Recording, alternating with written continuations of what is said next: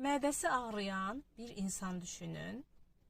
Həkimə müraciət edir. Həkim isə söyləyir ki, sənin mədəndə bir yara var.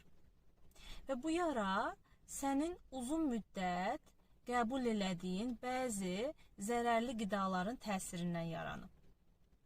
Əgər sən o qidaları yenə də qəbul eləməyə davam eləyərsənsə, o zaman sənin mədəndəki bu yara ağırlaşar və daha çox ağrı verər.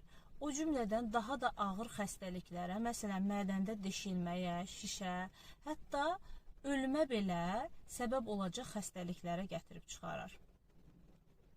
Amma sən pəhriz saxlasan və mənim dediyim dərmanları, müalicəni qəbul eləsən, getdikcə sağalarsan və bu xəstəlikdən qurtularsan. Eləcə də bizim ruhumuzda olan yaralar, ruhumuzda olan xəstəliklər də bu cürdür. Biz uzun müddət uşaqlıqdan bizimlə qurulan sağlam olmayan münasibətlər nəticəsində, onların təsiri nəticəsində müəyyən yaralar alırıq. O yaralar həmin o sağlam olmayan münasibətlər davam etdikcə, o cümlədən yeni sağlam olmayan münasibətlər qurduqca dərinləşir. Və bu dərinləşmə nə qədər çoxalırsa, bizim çəkdiyimiz acı, ağrı, əzab da o qədər artır. Və bəzən bu ağrı, acı o həddə gəlib çatır ki, artıq biz məcbur qalıb o münasibəti kəsməli oluruq ki, bu ağrı, acı azalsın. Amma bəzən də digər yol seçirlər. O ağrı, acıya rəğmən o insanla münasibətdə olan hər hansı ani xoş hisslər, məsələn, mən buna həzz deyirəm, həzz hissinə görə o münasibəti yenə də davam elətdirirlər.